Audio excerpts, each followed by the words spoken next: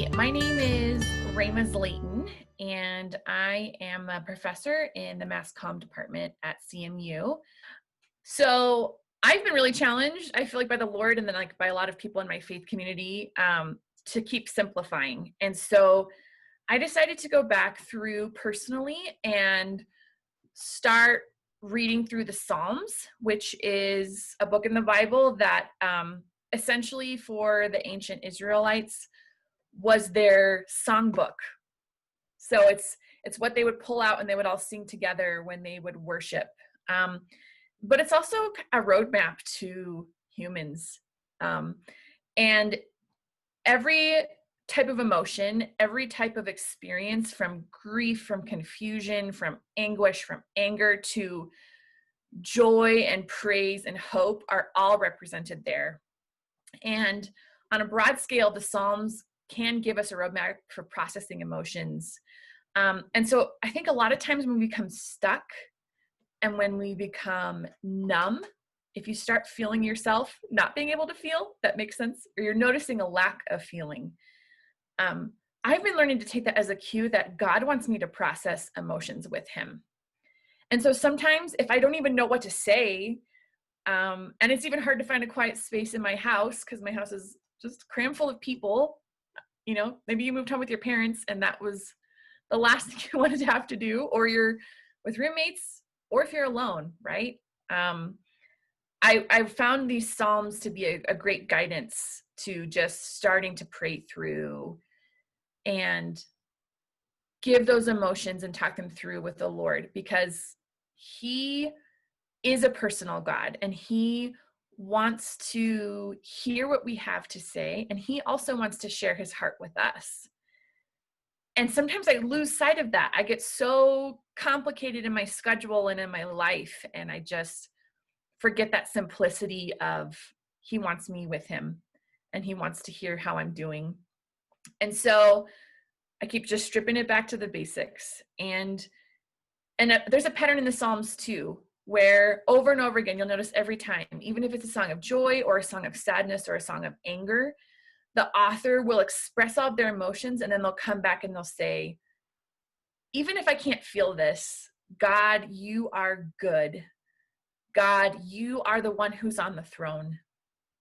And so unstuckness for me also is learning to turn my heart again, either for the first time or over and over again, to who God is. And the Psalms in particular have so many descriptions of his characteristics, what he does for us, how he wants to be worshiped. And so even if it's a new process for you to even think through, the Psalms can be a super simple roadmap to get you feeling again, to get you focused again, and to help you turn your heart to God. And I really believe that he'll meet you there in a very real and non-judgmental, uncomplicated way. You know, so I really pray and hope that this summer for you, that as we consider going back into the fall, I would just say lean in and try to learn about the Lord. He'll meet you there. He really will. That's just what I feel like I need to say about it. And then the other part I wanted to talk about too was, in our culture, we hear so much about positivity. Like I hear people say a lot, I'm going to send you positive vibes, or, you know, just keep thinking positively. And yes, it's good to notice our thoughts and our emotions and, you know, notice when they're not going well. But I honestly think there's more to it than just ignoring or choosing to force choosing to force a positive mantra into your head. And so the Psalms can kind of help us oriented around our self-talk and help us in recognizing when we are going in downward mental spirals. And then also on top of that, we need to be very careful of the kind of conversations we're surrounding ourselves with. And even before the pandemic hit this semester, that was something I really noticed this past year at CMU, is how there can be just this frenzy of stress.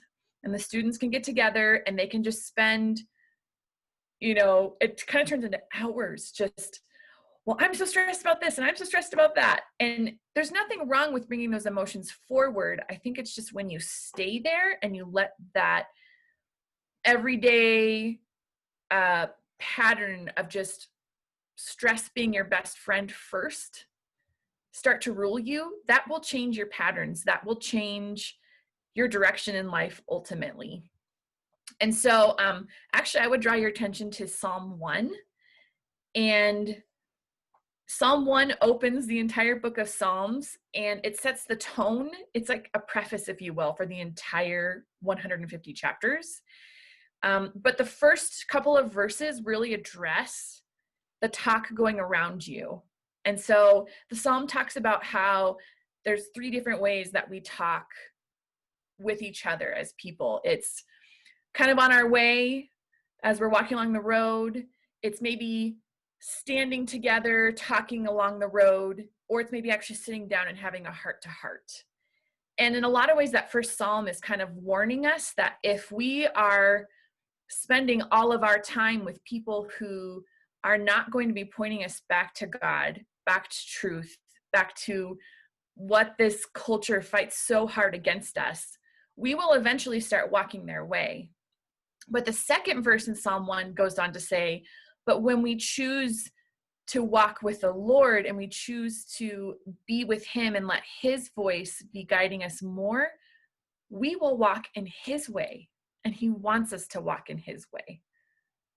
So I've just been letting simple truths like that reorient me and help me balance letting my emotions out, processing them, but also turning my heart back to God.